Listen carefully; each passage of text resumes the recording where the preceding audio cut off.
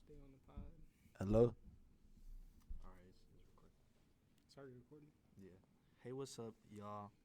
Welcome to the class. Today we in the podcast, Podcast number one. podcast number one, first podcast, actually first recording of the students. And today we'll be discussing a multitude of topics. Would you like to start? Yeah. What was your first topic? We could just discuss the topic first. All right, yeah. Let me discuss. So today, we're gonna be discussing communications, including connectivity,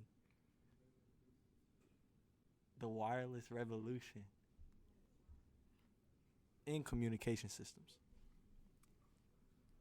Also, we'll also be discussing communication channels, including physical connections and wireless connections. All right. Today we're going to be discussing connection devices, including modems and connection services. I'm also going to be discussing data transmission, including bandwidths and protocols. All right. So let's get started. Yeah, let's get started on this intricate discussion. So, a communication channel, to put it in simple terms, is the actual connection device of two or more electronics via a wire, cable, or even a wireless device that transmits and receives messages. All right. The first thing I have is the modem, which is short for modular demodulator. Right. Modulation is when you convert digital signals to analog, and demodulation is when you convert analog signals to digital. So, what's what's an analog signal? Analog signal is signals that are given off your telephone, and digital signals are given off like your computer. So it's converting your telephone signals to a computer. Also, for my discussion, I have to talk about an example of a physical connection. So an example of a physical connection would be a landline to a house phone. Those aren't really used anymore, but they are still around. And also I have to show an example of wireless connections, and that would be things that connect or communicate via Wi-Fi, GPS, Bluetooth, and or radio waves. All right. The next thing I have is the transfer rate. That is the speed in which the modem transmits data. Right. It's usually measured in megabits per second. And the higher the transfer speed, the faster you'll be able to transmit your data. That is really good because, I like to transmit data, like to text messages, like to text other people. So, Speaking of text messages, the phone uses a DSL or a DSL? a digital subscriber line.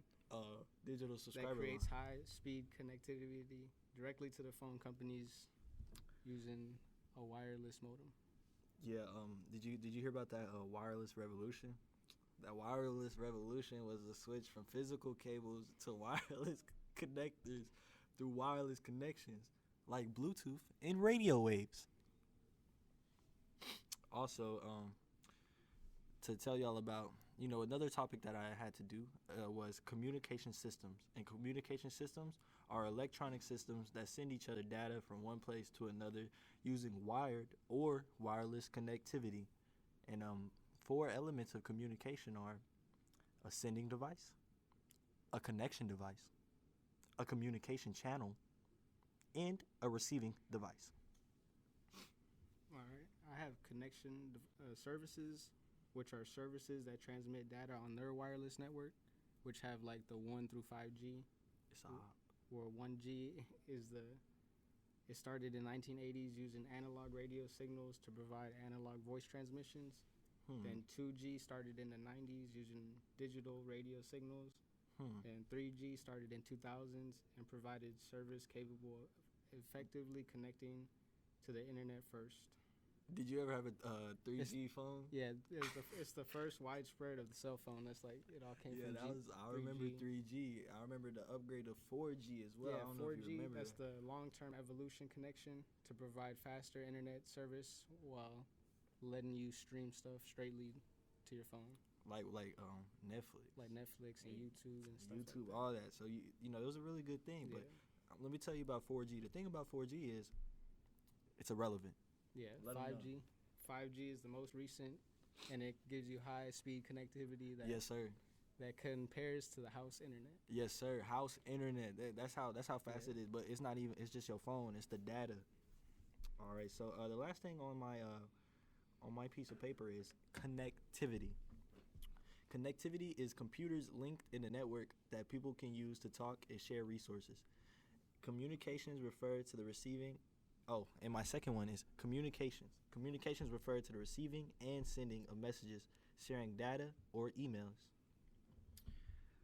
Also, there's one more topic I would like to talk about.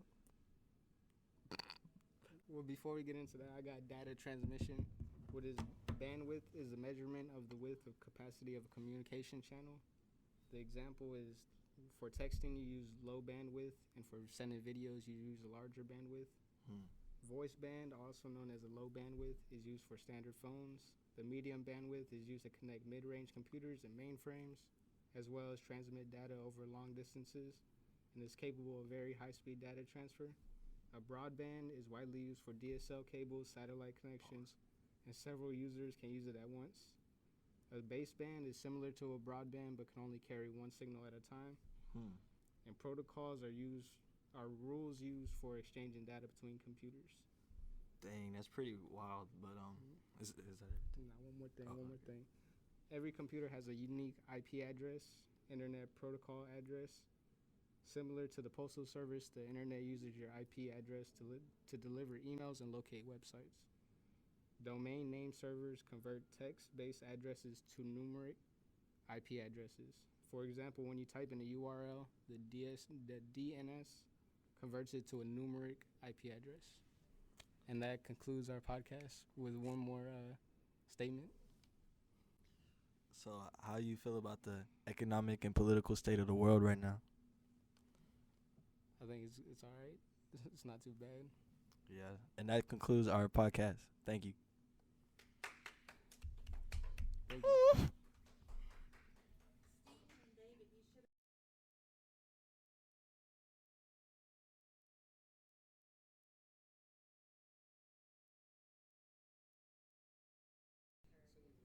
Audio test. 1-1 mic check.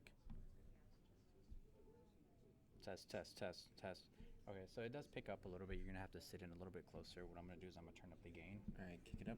Oh, we're supposed to be editing it as our Yeah, thing, so you can't we're click good back now. down. It'll pick up the gain. So go ahead and All right. start. Test. All right. What? Let us know when you just before you get. It's Oh, already it's it's already already going. recording. It's fine. We can just cut it out. Yeah. Good afternoon. This is ITSC 1314 podcast discussion 2. My name is David, And I'm Steven. and today we're gonna talk about different types of network architectures and connections.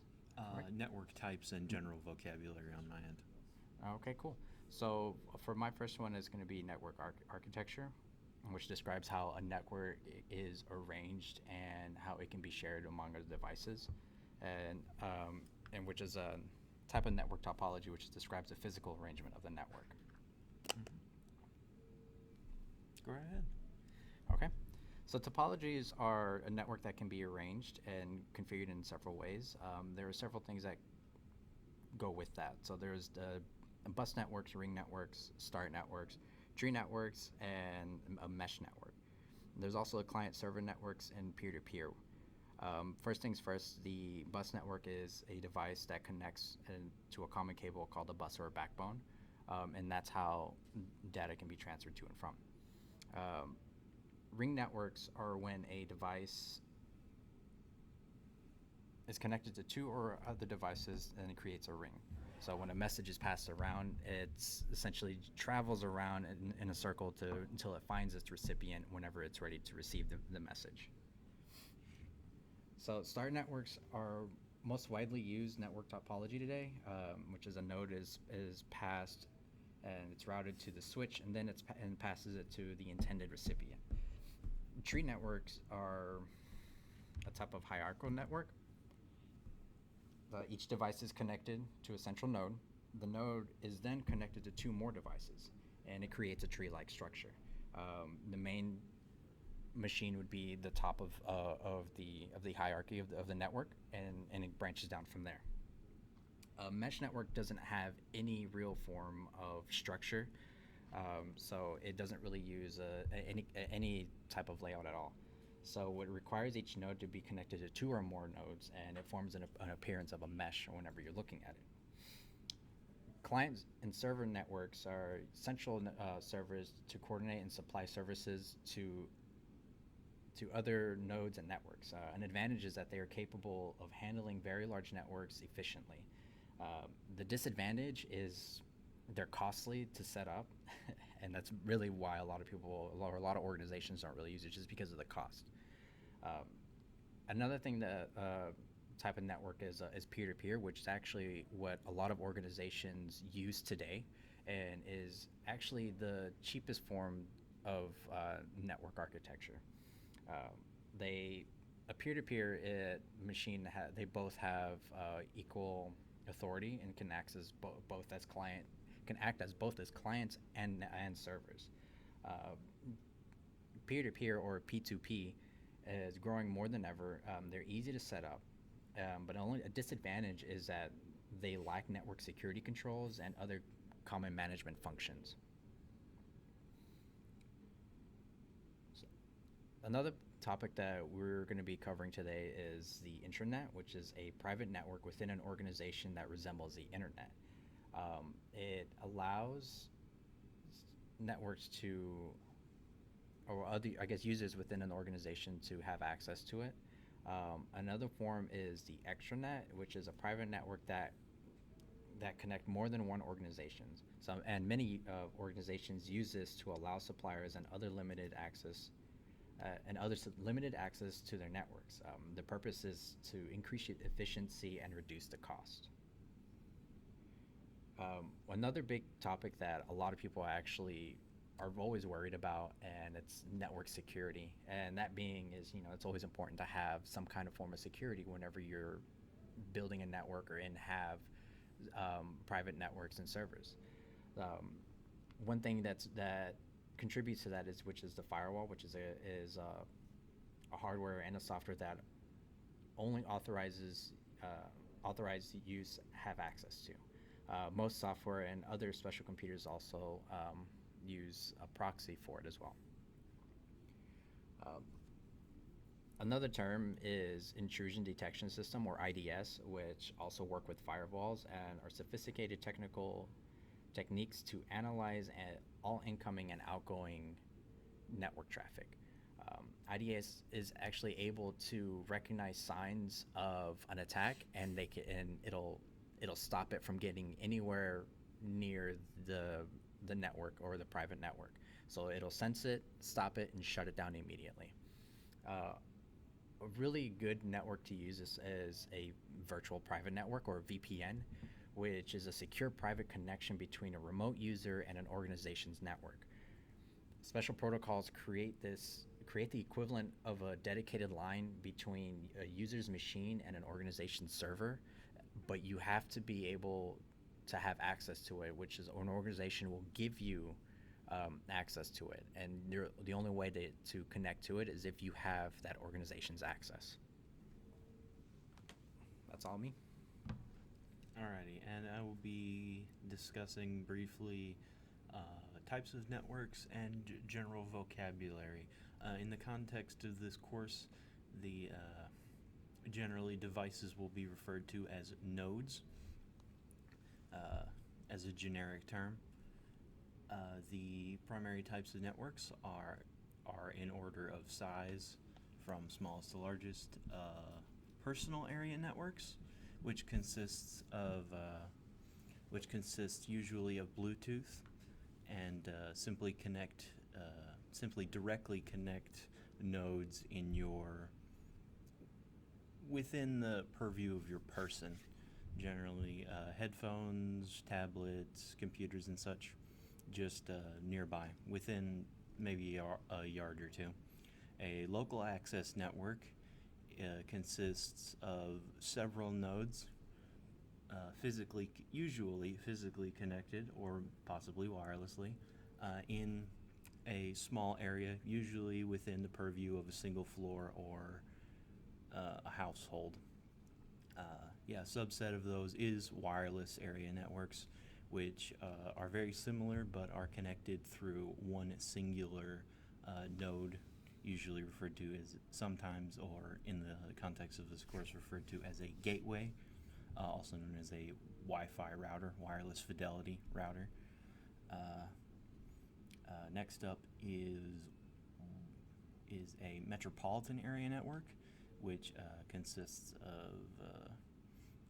of a network that's roughly 10 to 20 miles around, usually confined to a single metropolitan area in order to connect sites like office buildings. And lastly, there is the wide area network, or WAN, which covers a network the size of a small country or continent. Other than that, is there any vocabulary you can think of that I need to discuss? No, I think you covered the majority of it, man. Okay. So, okay, well, that's the second session of our class podcast. I hope you guys enjoyed and found it informational, and we hope to do another one soon.